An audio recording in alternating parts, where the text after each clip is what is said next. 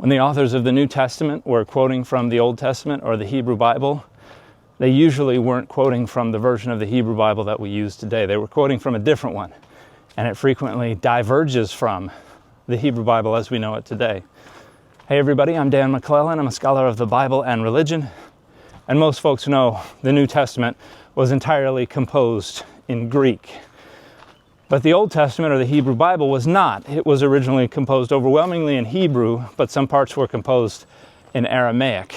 And around the middle of the 3rd century BCE, people started translating the books of the Hebrew Bible into Greek so they could be better understood by Jewish folks who were living in Greek-speaking regions. And we now usually refer to this collection of Greek translations as the Septuagint.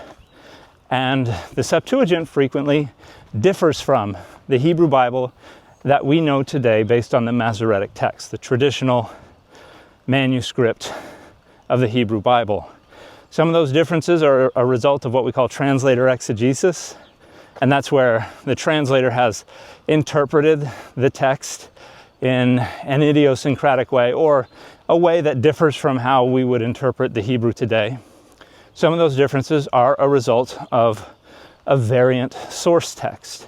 In other words, the Hebrew manuscript that they had in front of them that they were translating into Greek didn't line up perfectly with what we have today. Sometimes what they had in front of them was a more original version. Sometimes it was a less original version.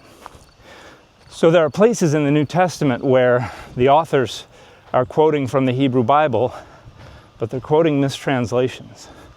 So for instance, in Acts 15, verses 16 and 17, we have the Jerusalem Council drawing to a close.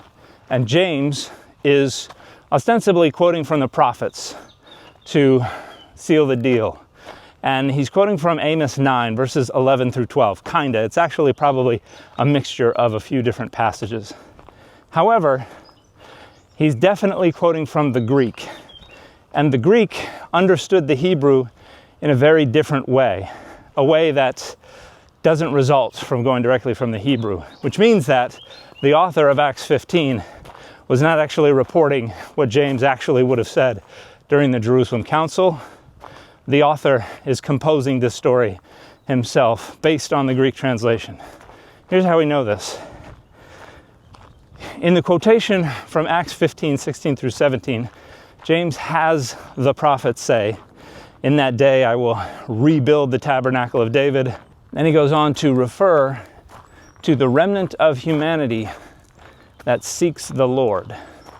Now, this is not what's in the Hebrew of Amos 9, 11 through 12. It actually talks about the restoration of the booth or the tabernacle of David so that they might possess the remnant of Edom. So in Amos 9, this is about the reestablishment of the Davidic kingdom, and this other kingdom that had been conquered by David and then lost would be restored, specifically the kingdom of Edom, and it refers to those who were called by the name of Adonai. In other words, at one point the kingdom of Edom had been under the purview of Israel's patron deity, Adonai. So why the difference?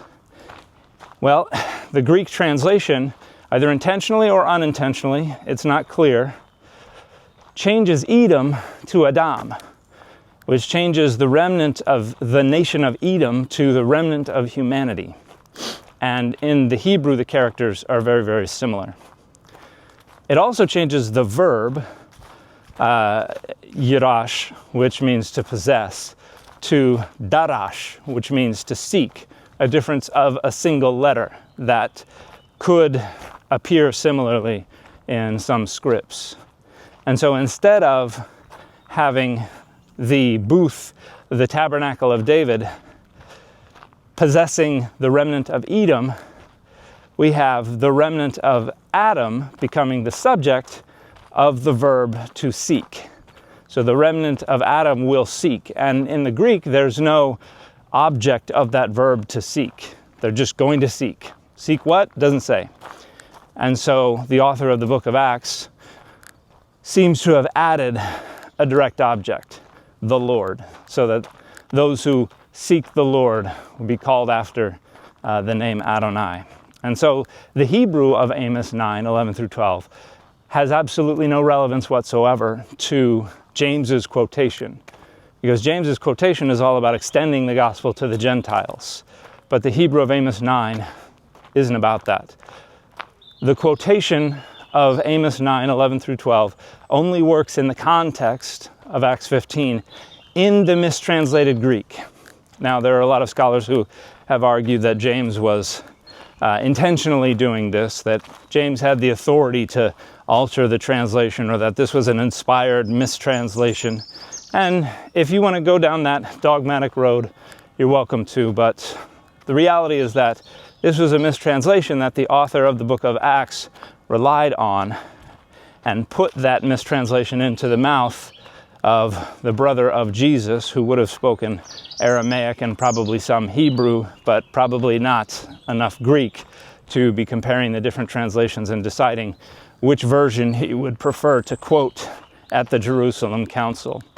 And so there is a sense in which there are parts of the Bible that are translations of translations. And as a result, there are changes that have made their way into the text. It's not what most people think, though.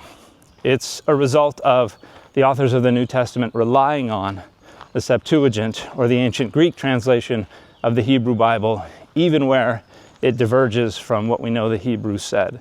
Whether that was intentional or unintentional, it is a difference. And the fit for this video is still the Ninja Turtles.